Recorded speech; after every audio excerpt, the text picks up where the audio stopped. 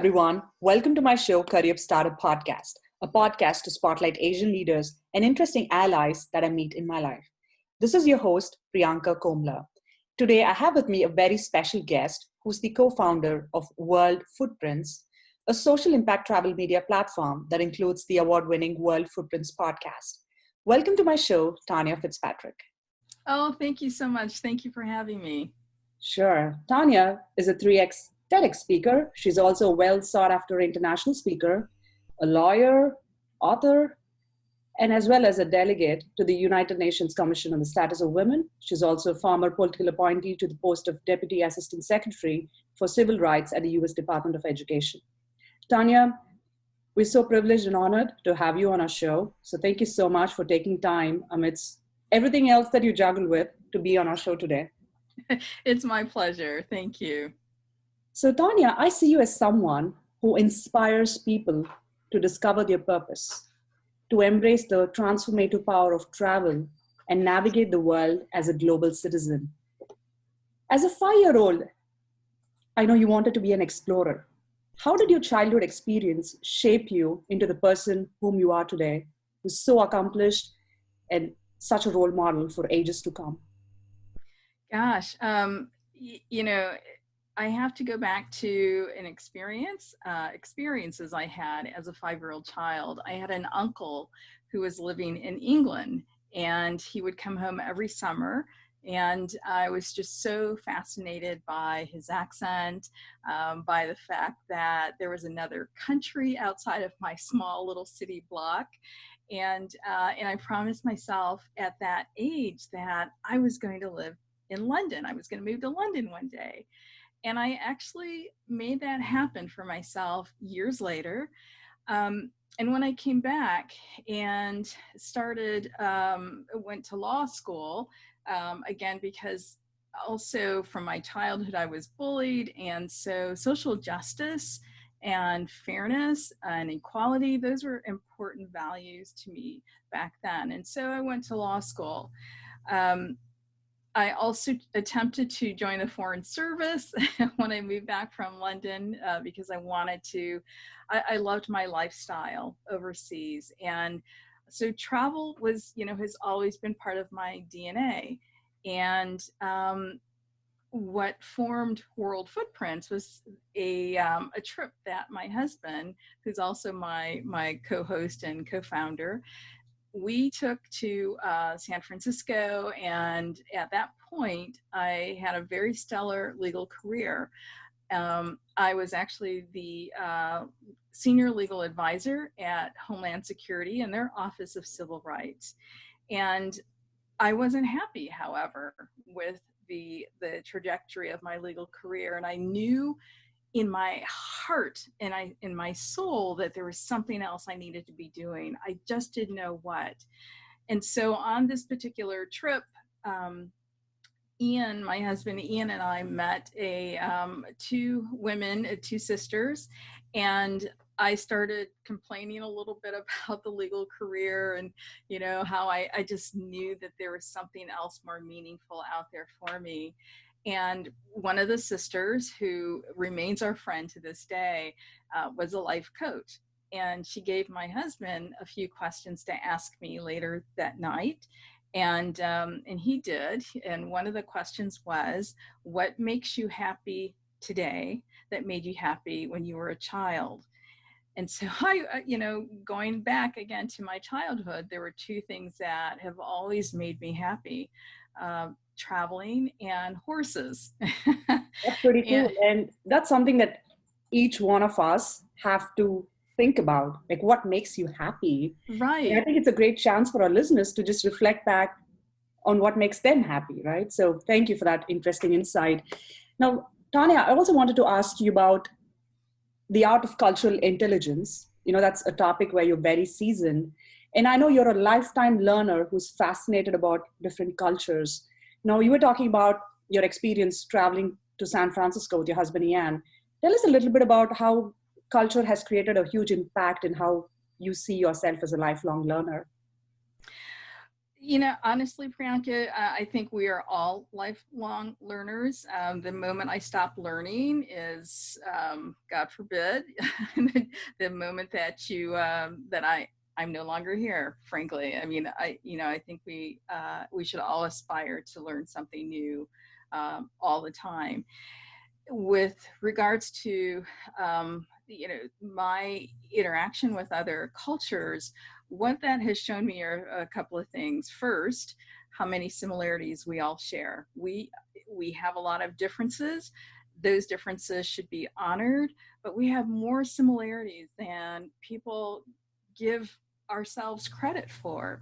And we see that come to light in so many different ways, through from current events. You see a group of diverse people coming together to support various causes. um, I interviewed, golly, one of my prize interviews was done with Dr. Maya Angelou. And one of the things Maya Angelou said to me is that, we all bleed the same. We all feel hunger. We all feel pain. We all feel, cold and heat. And so again, she touched on the similarities that we all share. And the other thing that I do wherever we're traveling to, especially countries that are not English speaking countries, I try to immerse myself in the local areas. One, by going where the locals go. My husband and I stay away from touristy things, because that's not the art of travel. That's not the art of cultural immersion.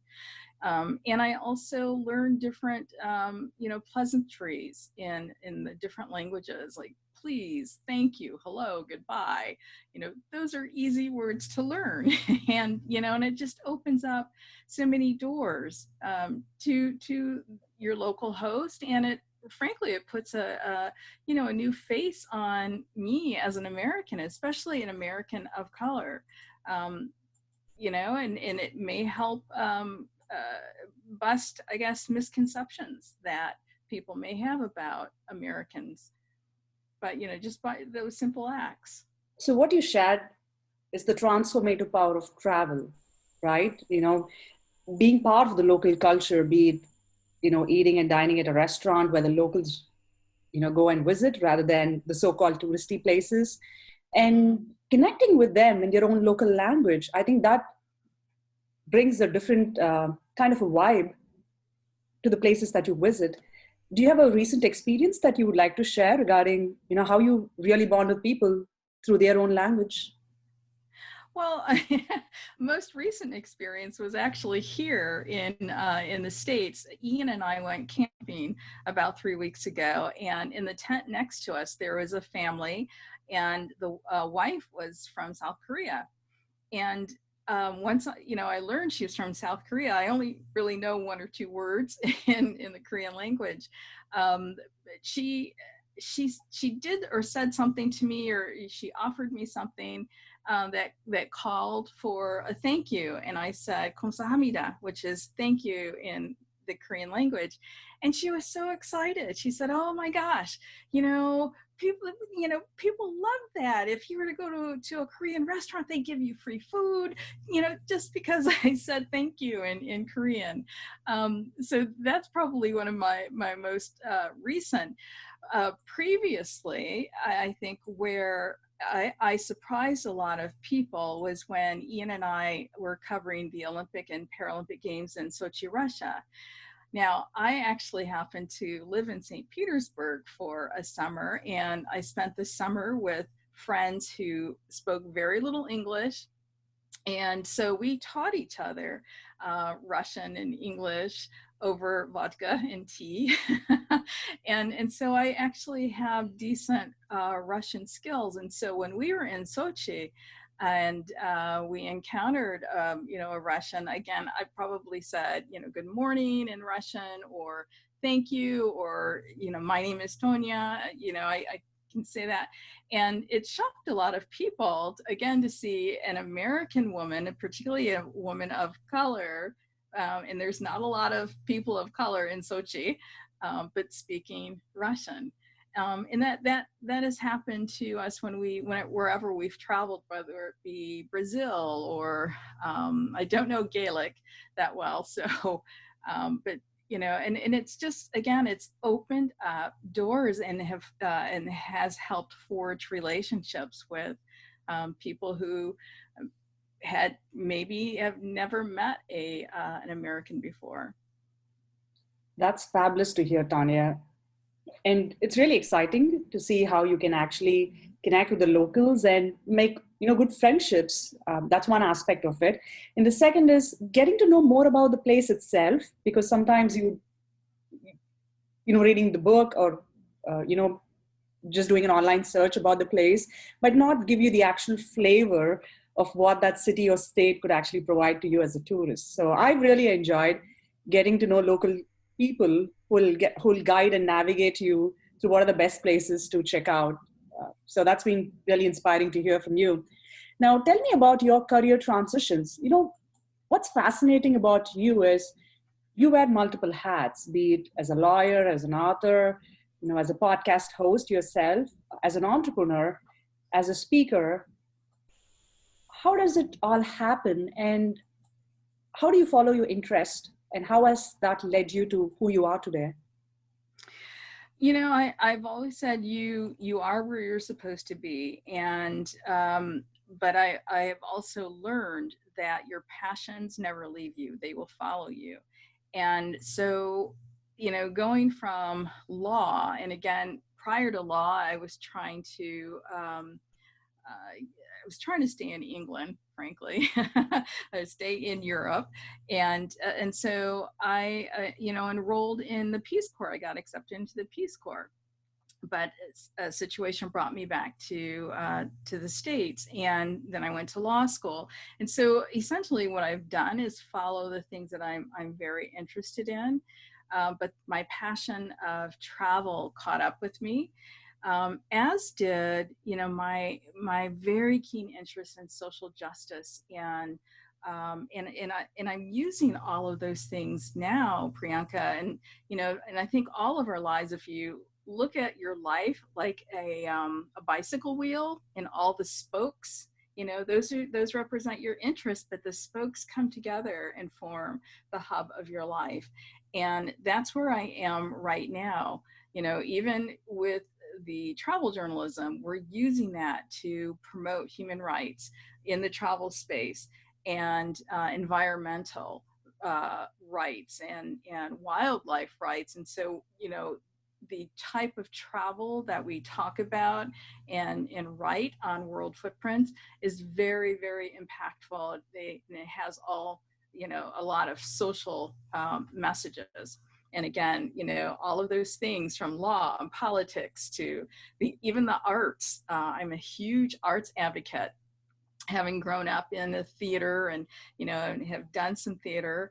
I promote the arts because I know how the arts have impacted my life as well. And I think it's very important for children to have a very strong education in the arts, in order to open their world up to new possibilities. And that's what the arts have done for me. But again, all of those things, we talk about in World Footprints, that's the hub. So how do you connect all these dots? I heard a quote, and some people may know this quote from Steve Jobs, that you can't connect the dots looking forward. You can connect them looking backwards. And, and looking at the years of my life and seeing how everything has connected, has come together again to form this hub called World Footprints right now. That's how. I mean, I had no idea when we started World Footprints. And actually, let me back up. So I'm just going to back up to the trip to San Francisco, where I decided that or learned that travel was really a passion. We formed a travel agency, and we were doing a lot of media appearances here in Washington, D.C., and that grabbed the attention of a local talk radio station, which is one of the top stations here in the city. And so we went there, and we decided to go digital, and the rest is history. The travel agency has, since closed, or was closed a long time ago, because I realized that I enjoyed the media side of travel more than I did selling plane tickets. So, that's how, that's how, I transitioned. We were able to transition here. I had no idea when we started this agency that I would be doing media. I had absolutely no idea. I thought we would just make an incredible living selling travel because, the time that I put in for our clients and hearing their stories coming back and how they were transformed, that meant something to me. And it was very meaningful. I knew that I was doing something to enhance their lives. But again, we've closed it because I think we have a broader audience and we're making a bigger impact in the media space. So that's how World Footprints came into existence. Yes. Tell us a little bit about the core mission of World Footprints.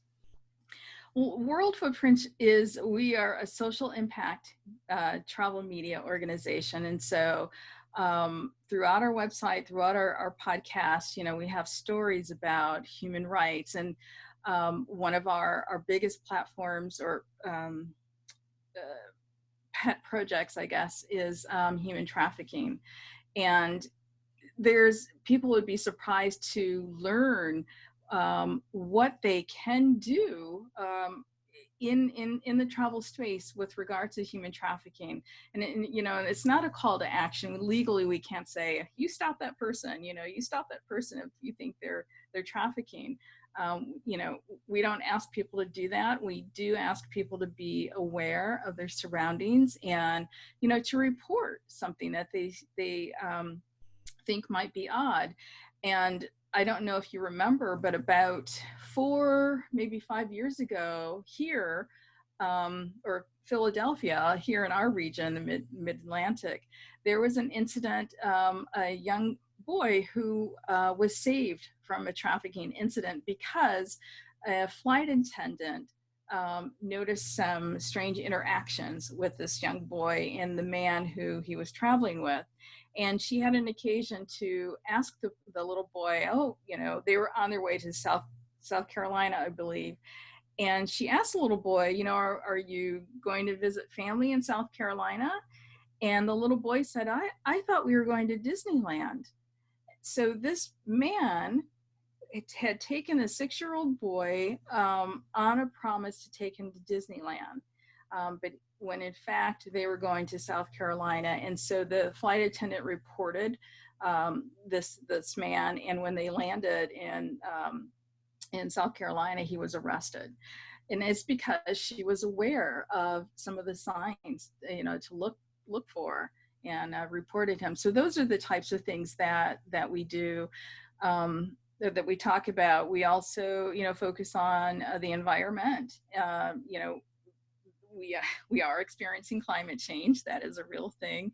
But, people are tearing up important mangrove forests for development purposes. And the mangrove trees are very important to our ecosystem. We've seen, with this mandatory pause that we're in right now with COVID-19, we've seen how the world has reset. And that's because people are not out destroying our planet. And so, and we've spoken a lot about that, and I'm terrified to think what will happen. I'm hoping that people will appreciate what the planet has had to go through in order to bring back the crystal blue waters and wildlife. Fingers crossed. I'm praying that we'll continue along this vein, or allow the planet to continue along this vein. That's very true, Tonya, because the work that you do is more about how do you create social impact through travel journalism, and that is through awareness, it's through reflection on, what the planet has offered us so far. And I think a global pandemic like COVID or any of these crises that we are handling helps us to take a step back and think about what are we contributing as citizens Right. to society and to the globe as well, in terms of protecting the very environment that is nurturing us.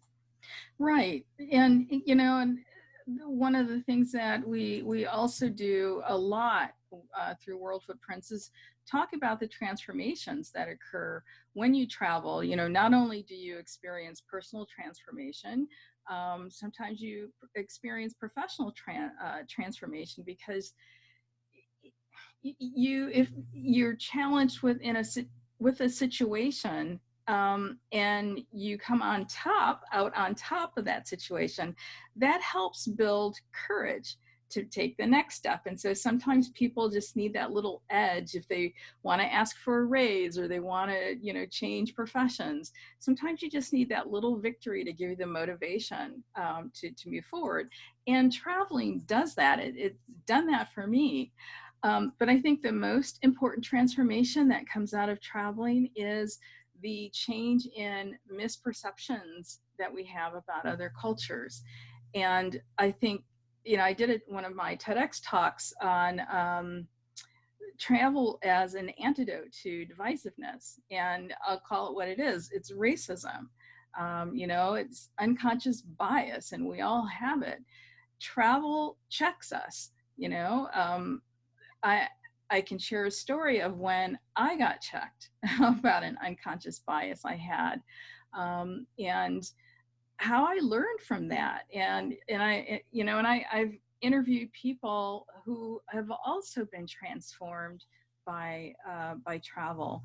One of my most powerful interviews was with a jazz artist who, I think she's in North Carolina, but she's quite well known in the jazz scene. But years ago, when she reemerged and returned to her love of music, her manager booked her on a trip to Germany. So he had tours scheduled for her in Germany, and she didn't want to go.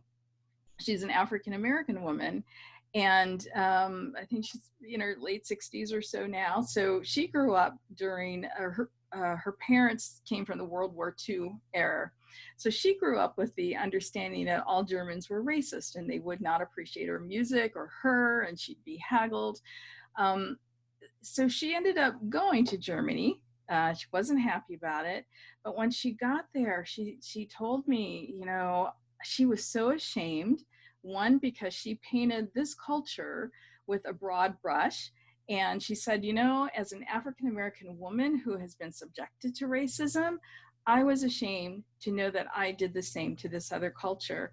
And she said, the German people embraced her. They embraced her music. And Priyanka, to this day, she calls Germany her second home. And in fact, I think she owns a home in Germany. So travel did that for her. That's amazing. And it helps us breaks a lot of barriers. And as you mentioned, a lot of misconceptions that we have within ourselves about people and the different cultures. So thank you for sharing those wonderful stories that make it more engaging and gives us like real situations that help us understand certain contexts much better. Now, tell me about your podcast. I know you've had 300 plus guests on the World Footprints award-winning podcast, and you've interviewed you've interviewed the top celebrities, including the late Dr. Maya Angelou, David Rockefeller, Robert Kennedy Jr., a lot of thought leaders, a lot of authors, people from different walks of lives who are really inspiring. Now, tell me, what is one thing in common that you felt about all these different celebrities that you could share with our listeners today? That they believe in the power of travel, and they believe in our responsibility to connect and sustain humanity through relationships, through connections, and also sustain this planet through responsible actions. Sustainable living is key, and I'm so glad you're bringing all these different leaders into the spotlight who could share messages that really resonate with today's generation and the generations to come as well. So Tonya, you're also a 3X Tedx speaker. Now, as we all know, public speaking is like the number one fear that people have that even precedes the fear of death. And as a Toastmaster myself, I've learned through the process, how you can't kill the fear of public speaking.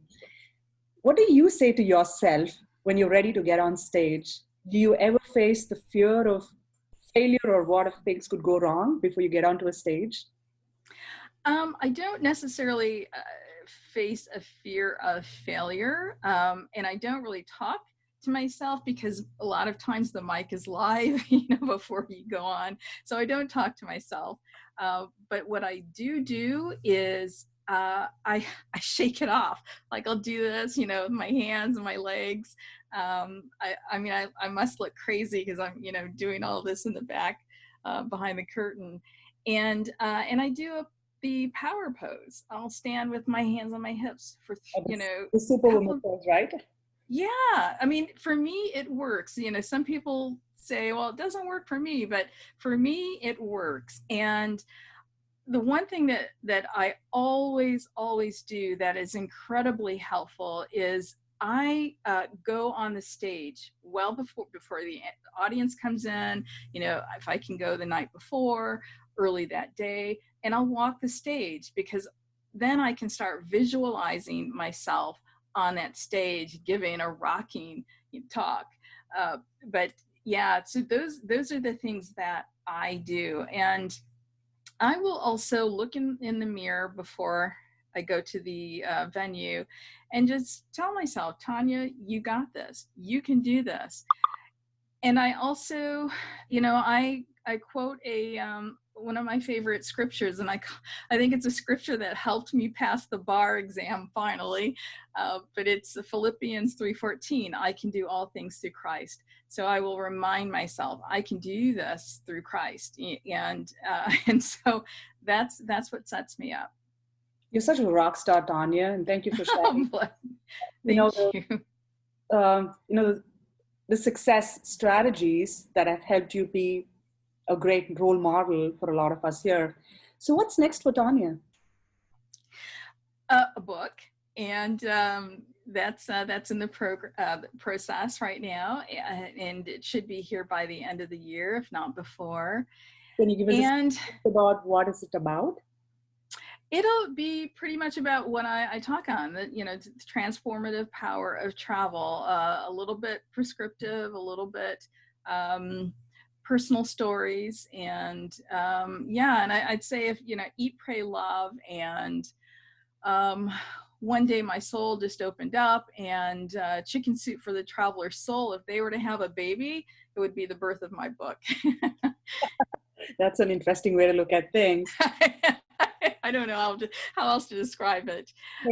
But yeah, but the other thing that sorry? We are so excited for your upcoming book.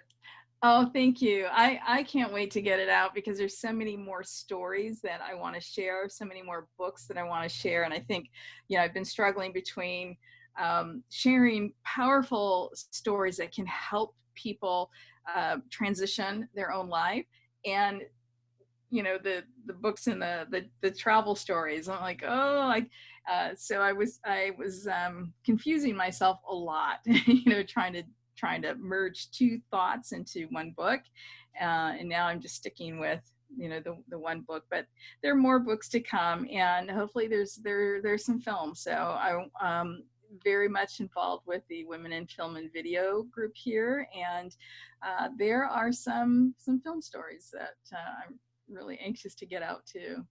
It's so exciting to hear what's coming up next. So for all our listeners who've been waiting so patiently and engaging with us, we have a free gift for our audience, thanks to Tanya. It's a photo ebook. I'm going to let Tanya give out the secret, what the photo book is about. It's called Island Hopping, and it is a photo book, about 25, 26 or so photos of the different islands that we've visited, from Mackinac Island in Michigan to Iceland, to Ireland, to certainly many of the Caribbean islands, some of the West Indian islands. But there are little bits of history attached to some of those photos, and they're not just, they're not the pretty sunset or the pretty sunrise. They're more profile photos of the island and residents on the islands. Thanks, Tanya, for giving away this special e-gift to us. And for our listeners, sign up at our email address and we'll make sure you get that ebook. And we'll have our email address as part of the description for the podcast episode notes. Now, Tanya, we have a fun rapid fire round for you. Are you ready for it? Okay, bring it on. What do you do to relax when you're not traveling? Oh, well, I will sip a cup of chamomile tea. I meditate. I do yoga, and I love the outdoors. I'm an outdoors person, so obviously the time that we're in right now is killing me. So yeah, I'll go for a nice long walk and try to connect with people around the world on Zoom. That's the norm today, right? Yeah. What's your dream vacation place? You're asking a travel journalist, right? You need to pick one for us. Oh, I used to say the Galapagos Island. I really want to visit the Galapagos Island until we interviewed a scientist who's on the island, and she told me that they're overpopulated with rats, and I don't do rodents, so I still want to go. But I'm very keen on Nepal. I really want to visit Nepal. And trek we through hope Nepal. Your dream vacation place happens soon. Yes. I know you are, as we mentioned, I know you are a person who believes in humanity a lot, and this is through your experience as a travel journalist as well. How do you define humanity?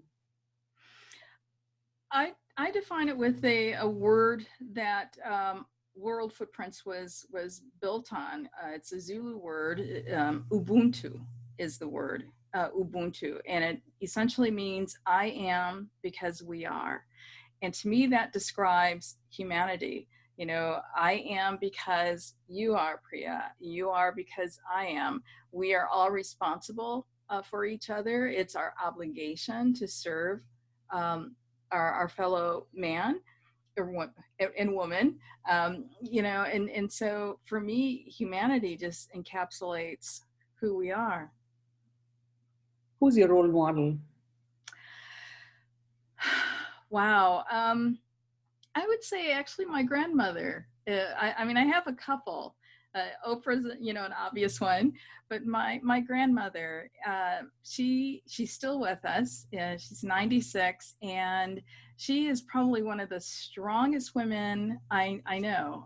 She grew up in an era where, obviously the civil rights era she lived through, and everything that happened before that.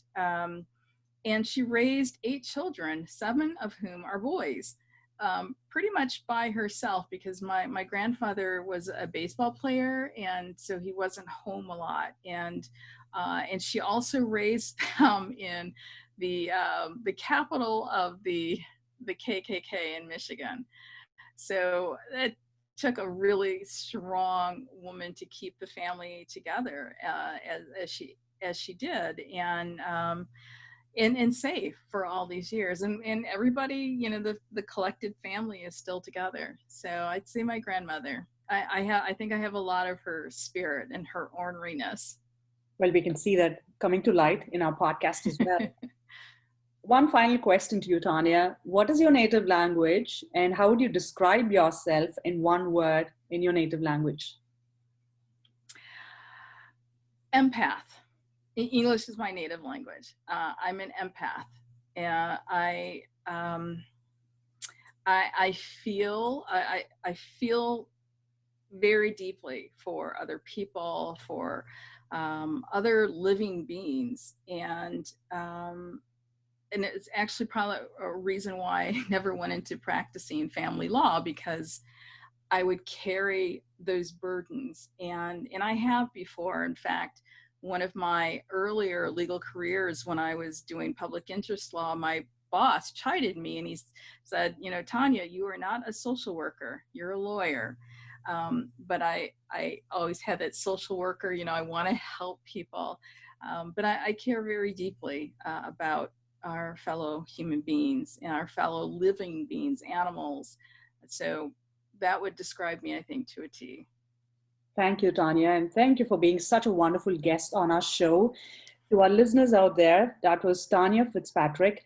Tonya, the key takeaways that I see from our show today is one, as a lifetime learner, how fascinated you feel about culture and what are some of the learnings that you've taken through meeting different people. So that's what we call it, the art of cultural intelligence. And two is the transformative power of travel, the social impact that travel uh, could make, and especially your anecdotes about the personal and the professional growth that travel has brought to you. And three, about the wonderful career transitions that you've had so seamlessly, and the advice that you've shared with our listeners on how you could successfully ace them. And the biggest thing of all is what I feel is, how do you continue to feel inspired and pursuing your passions uh, without any kind of fear, and just forging ahead with boldness and courage.